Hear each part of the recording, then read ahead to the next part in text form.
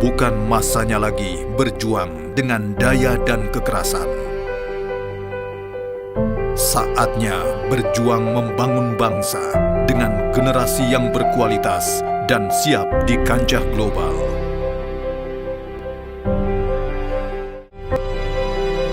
Dan kesempatan tidak akan terulang dua kali.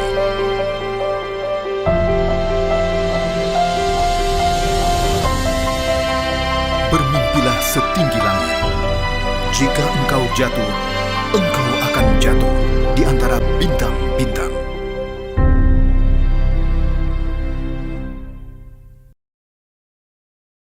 Selamat pagi, siang, Bapak Ibu Asesor. Perkenalkan, saya Ibham Feza dari Program Studi Teknik Mesin Universitas Bung Karno, Jakarta. Pada kesempatan ini, saya akan memaparkan rancangan pembelajaran mata kuliah Termodinamika 1. Mata kuliah ini saya desain tidak hanya untuk memberikan pemahaman konsep, tetapi juga membangun kemampuan analitis mahasiswa dalam menyelesaikan berbagai permasalahan energi yang dijumpai pada sistem rekayasa. Mata kuliah ini merupakan mata kuliah inti pada program studi teknik mesin yang berbobot 2 SKS.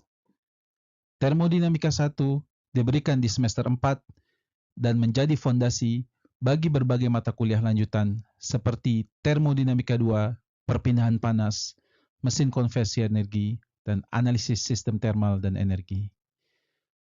Dalam proses pembelajaran, saya menerapkan pendekatan student-centered learning yang dipadukan dengan pembelajaran berbasis kasus dan pemecahan masalah untuk menghubungkan teori dengan aplikasi nyata yang ada di dunia industri.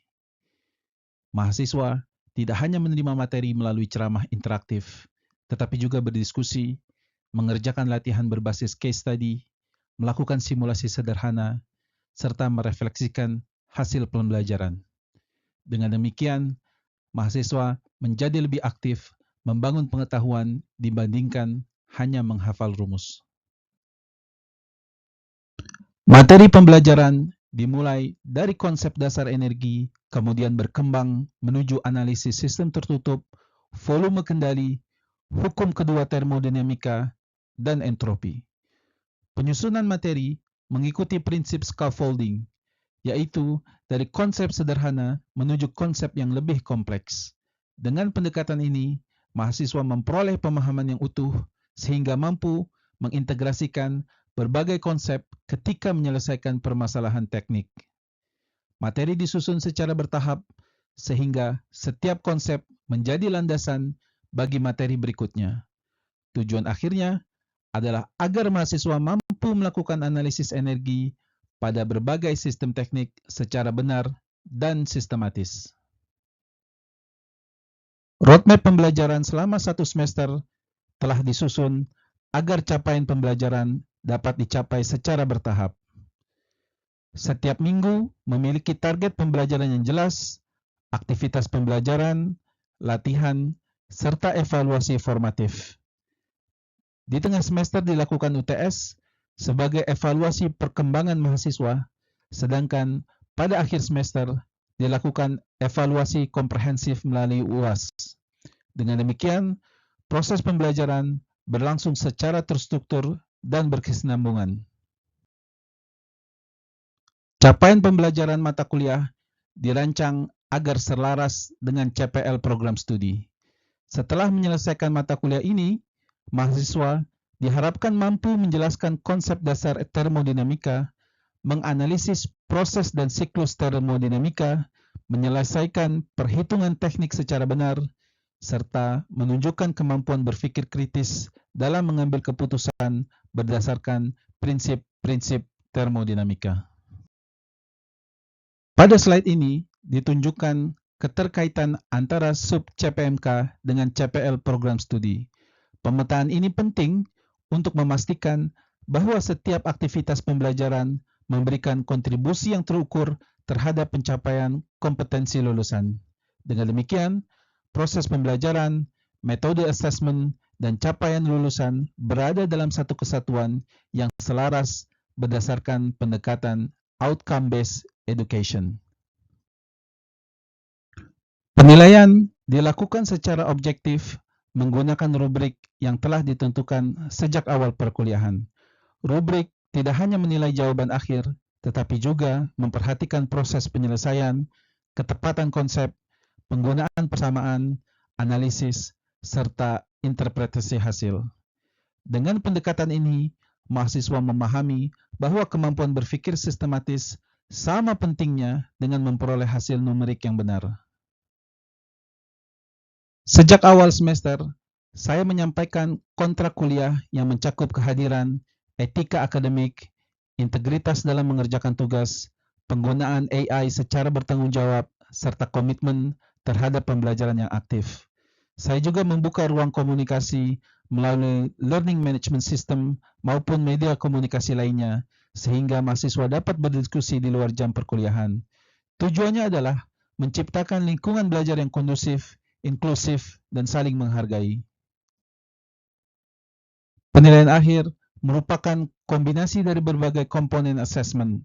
Pendekatan ini memberikan gambaran yang lebih komprehensif mengenai kompetensi mahasiswa karena tidak hanya bergantung pada satu jenis evaluasi. Dengan demikian, penilaian menjadi lebih adil dan mampu menggambarkan perkembangan mahasiswa selama satu semester.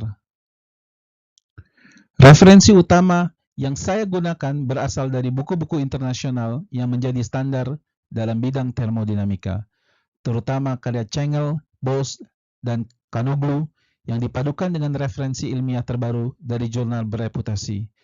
Saya juga mendorong mahasiswa untuk tidak hanya bergantung pada satu buku, tetapi membiasakan diri membaca berbagai sumber ilmiah agar memiliki wawasan yang lebih luas serta mampu mengikuti perkembangan ilmu pengetahuan dan teknologi.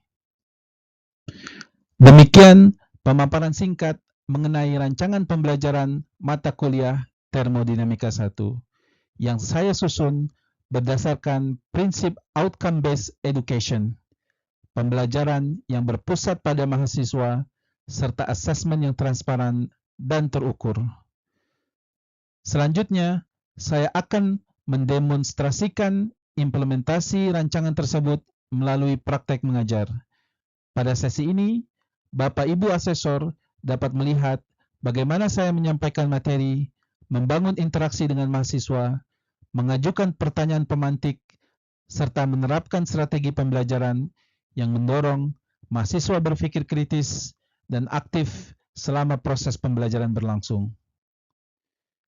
Dengan demikian, praktek mengajar ini diharapkan dapat memberikan gambaran mengenai keselarasan antara perencanaan pembelajaran yang telah dipaparkan dengan pelaksanaannya di dalam kelas. Terima kasih atas perhatian Bapak Ibu Asesor. Selanjutnya, saya akan memulai sesi praktek mengajar. Selamat bertemu kembali pada mata kuliah Termodinamika 1. Ya. Kali ini kita akan membahas tentang hukum pertama termodinamika. Tapi sebelum itu, ya, saya biasa kalau sebelum kuliah mengajak mahasiswa untuk refleksi diri. Jadi di sini di depan kamu ini ada gambar perahu, ya, kapal dengan berbagai macam karakteristik orang-orang yang ada di dalam kapal ini. Nah, ini ibaratnya adalah kita yang sedang belajar termodinamika. Nah, kamu lihat di sini ada nomor 1 ya di atas, ada nomor 12 yang ketinggalan, ada nomor 20 yang santai di bawah pohon. Karakter mana pada gambar ini yang paling mewakili kalian saat belajar termodinamika? Tentukan nomor karakter Anda sebelum kita memulai materi hari ini. Supaya apa? Supaya saya sebagai dosen tahu posisi mahasiswa. Kalau misalnya dia nomor 12 kebanyakan terlambat, berarti saya akan slow.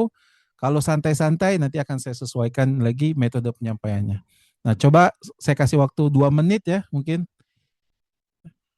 Kamu pilih dan pikirkan alasannya ya. Oke? Kita sama-sama ya. Ini enggak ada salah atau betul ya. Ini cuman refleksi diri. Kalau saya dulu waktu zaman saya mahasiswa, saya di nomor 12 nih. Saya lebih banyak ketinggalan. Ya, minjem catatan teman. Tapi slow step by step nanti kita bisa maju terus sampai Alhamdulillah akhirnya lulus juga. Oke, kita diskusi aja ya. Ini semua opini kita hargai, nggak ada benar, nggak ada salah. Tiap orang berbeda-beda. Coba Irwan Eka, kamu nomor berapa? Saya nomor 5 Pak, yang naik tangga. Maksud, maksudnya apa nih kalau naik tangga? Maksudnya saya mau bantu teman saya juga Pak di nomor 4. Dia kan lagi Oh, kesusahan Pak, pas mau ini. Kayaknya lagi mau jatuh gitu Pak. yang nomor 4. Oh, yang nomor 4 yang nih ya di atas ini ya. Yang Iya, jadi saya mau bantu dia Pak. oke oke. Jadi kamu tipikal orang yang bagi catatan ya, bagi materi, nge-share ya. Oke, Bisa Pak. oke good. Eh, Dimas Prayoga, kamu milih nomor berapa? Saya di nomor 8 Pak, 8 tuh yang mana 8? yang menarik jangkar. Karena saya sama yang lain sama-sama belajar. Oh, oke. Belakang sini ya. Iya Pak, nomor 8 itu yang ketiga. Oke. Nomor 17 nggak ada nih, nomor 17 yang ngebom, yang dibombardir. Bukannya kita sama-sama maju, malah dia menghambat ya. Atau nomor 20. Oke, saya udah dapat gambaran, tapi apapun itu ya dalam proses belajar kita usahakan seperti tim ya, sama-sama. Jangan kita sama-sama maju, tapi ada yang melubangi kapalnya, bukan malah maju, malah kita mundur. Ini sama-sama bertim.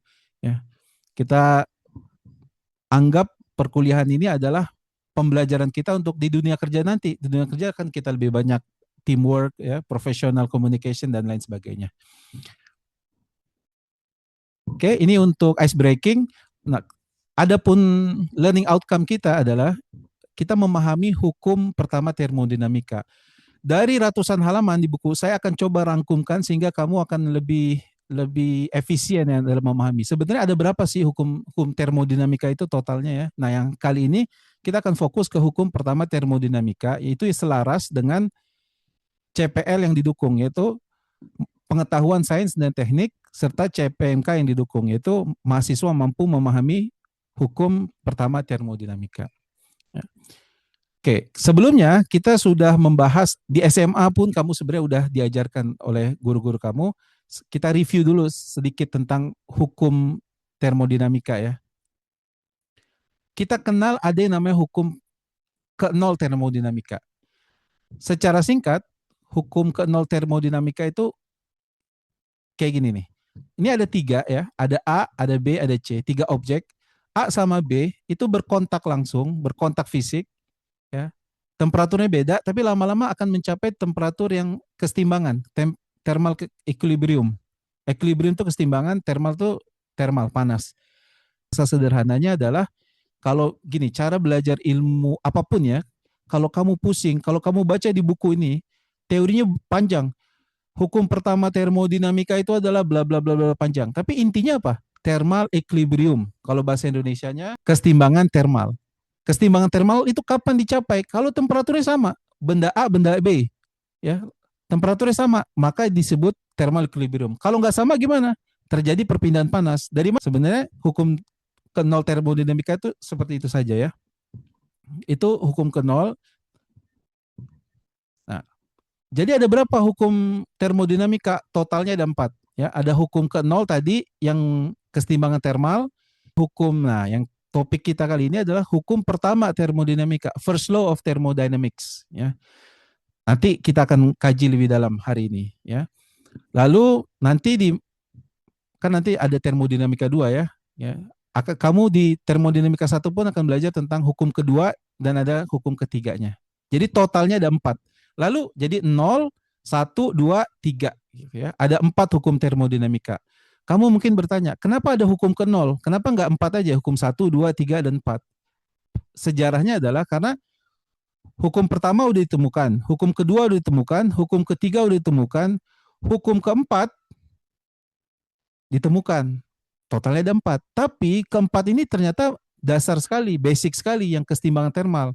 Para ilmuwan bersepakat ngambil ijtihad, ngambil kesepakatan bahwa ini yang keempat nih basic nih, dia sebenarnya harusnya jadi hukum 1, tapi karena hukum 1-nya udah ada, maka dia berpindah jadi hukum 0.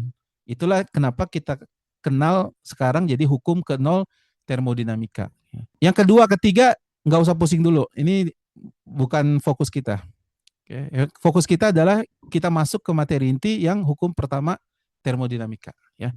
Nah, menurut kamu, nih saya tanya untuk pretest saja, untuk kamu energi bisa diciptakan dan dihancurkan nggak? Energi bisa diciptakan dan dimusnahkan nggak? Coba Kavi, menurut kamu energi itu bisa diciptakan dan dimusnahkan nggak? Kalau untuk diciptakan, kayaknya bisa. Kalau dimusnahkan, dihancurkan? Kayaknya nggak bisa kalau untuk dihancurkan. Oke, nanti kita lihat ya. Nanti kita lihat di akhir kayak gimana. Kalau kamu lihat di sini saya kasih clue-nya ya. Ini first law of thermodynamics, energy transformation. Ini kan timbangan ya. Timbangannya berubah nggak? Lebih berat atau lebih ringan nggak? Dari gambar ini kamu lihat timbangannya gimana? Menurut kamu nih, menurut kalian nih semuanya. Masih sama, Energi Pak. sama. Kalau Energi sama, nggak bisa dimusnahkan, Pak, tapi bisa diubah. nah, oke, good. Kita lihat dari timbangannya kan sama sebelum sesudah. Ibaratnya kalau ada orang yang sebelumnya nih, yang di kiri 50 kilo, yang di kanan 70 kilo, timbangannya akan kayak gimana? Berat ke kiri atau ke kanan? Ke kanan, Pak. Ke merah, Pak. Ke kanan kan, ke merah ya. Nah sekarang timbangannya sama. Berarti energi after dan energi before-nya itu timbang sama, nggak berubah. Yang berubah apanya? Bentuknya. Yang sebelumnya persegi panjang, yang sesudahnya apa? Oh, oval. Oval kayak gini. Nah, jadi dari definisi ini, kamu bisa dapat nih. Energi itu sebenarnya nggak bisa diciptakan. Nggak bisa dihancurkan. Dia cuma berubah bentuk. Contoh, kamu makan, energinya diproses di perut, energi kimia di dalam perut. Hilang nggak makanannya? Hilang. Kamu cerna, dikeluarkan jadi kotoran. Tapi kamu dapat apa? Dapat energi. Bisa kerja, bisa ngangkat barang, bisa ke kantor, ke kampus, ya. Nah, saya punya simulasi. Mudah-mudahan kamu bisa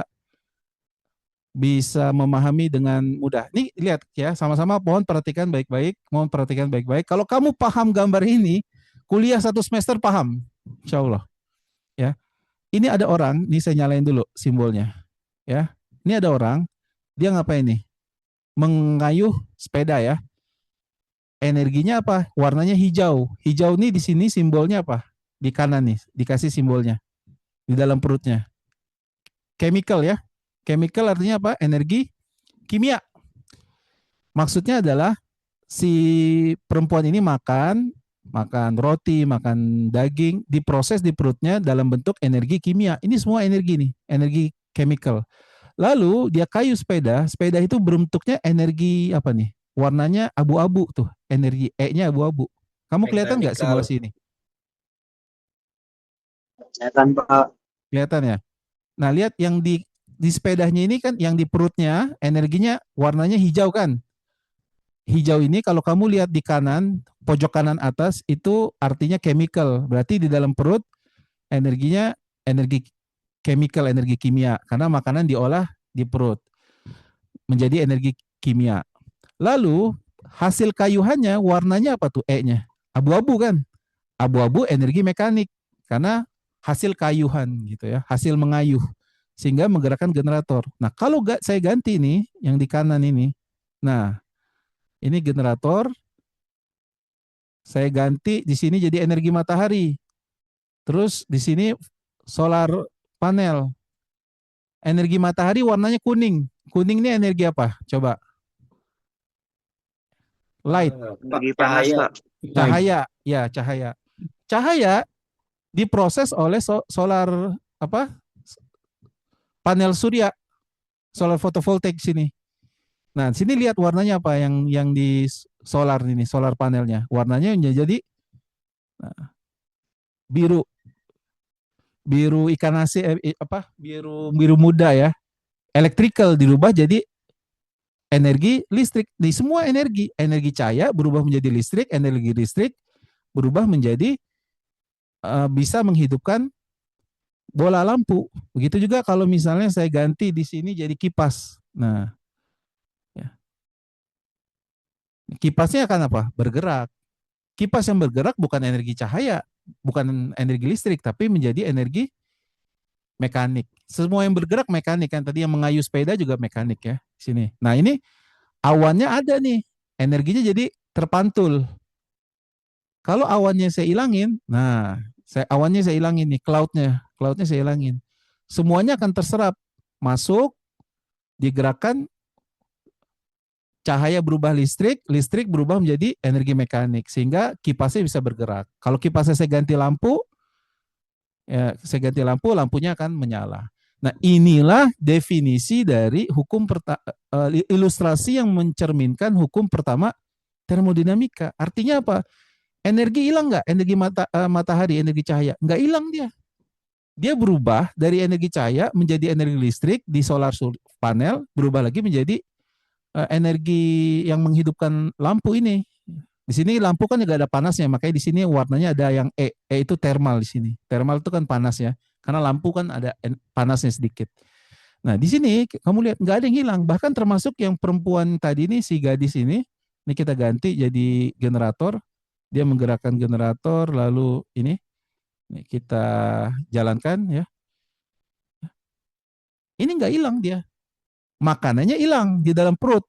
Tapi kan makanannya berubah menjadi energi mekanik, energi yang kayuhan sepeda gitu loh. Jadi energi dengan makanan berbeda ya. Makanan itu materi kan. Kalau energi ini, energi kimia.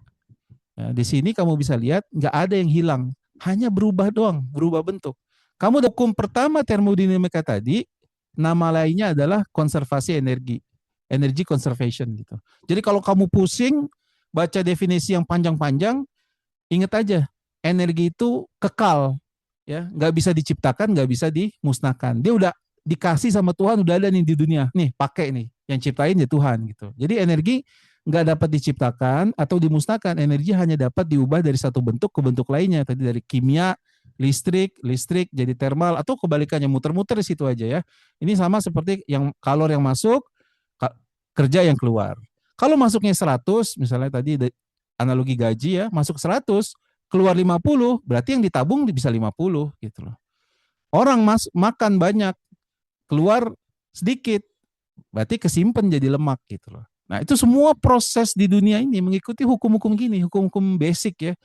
Kalau kamu mau tabungan banyak gimana? Gaji masuk, keluarin sedikit, banyak kan ditabung. Kalau kamu masuk keluarnya banyak, tabungannya akan sedikit gitu ya. Nah, tadi ya teorinya kamu udah pelajari, lalu simulasinya, case study-nya pun udah kamu lihat simulasinya. Jadi itulah dasar jadi pembangkit listrik tenaga air ya, pembangkit listrik tenaga surya. Prinsipnya kayak gini, pembangkit listrik tenaga air. Kalau air tuh yang dari ini nih. Ya, dari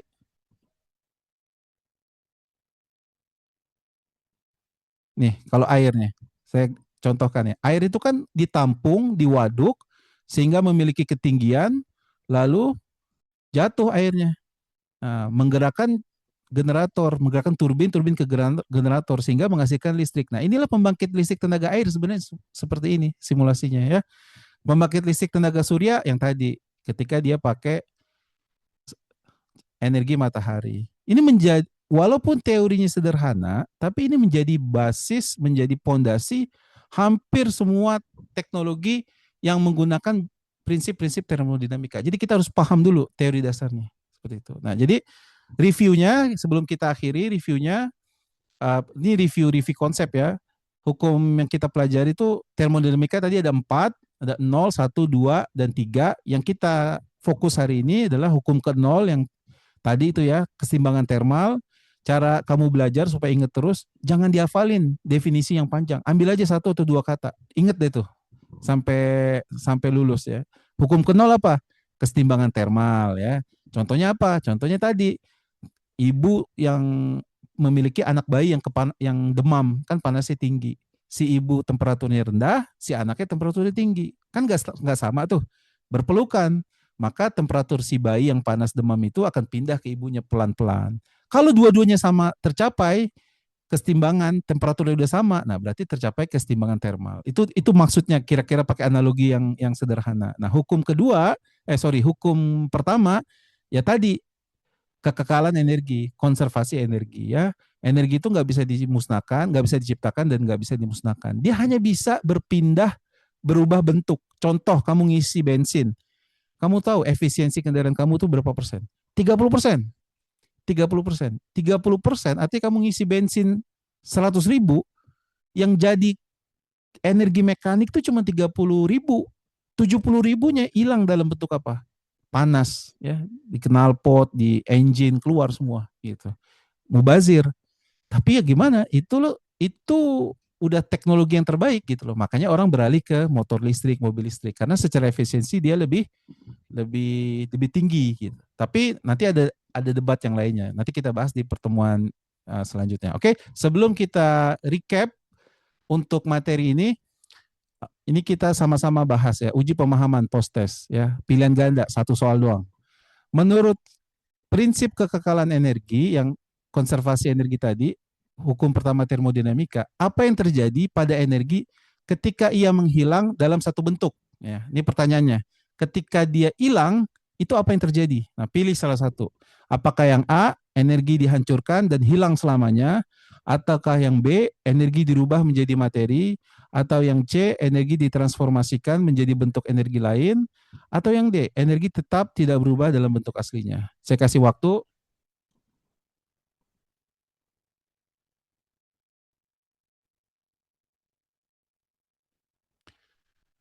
Silakan untuk menjawab.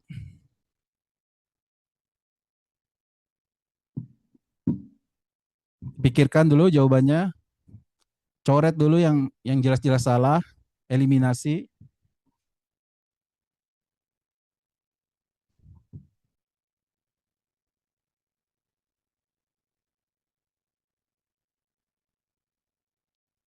A, B, C, atau D?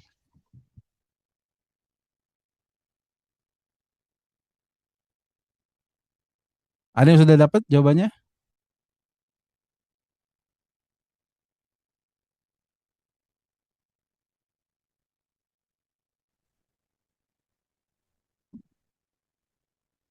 C, C, Pak. C, Pak. C. Kita bahas satu-satu ya. Oke, rata-rata C. Ada yang jawabannya A nggak? Yang A kenapa salah? Karena energi tidak bisa dihancurkan dan dihilangkan. Iya, dia cuma berubah bentuk. Pak, tapi kan kita makan energi, Pak. Energinya kan hancur.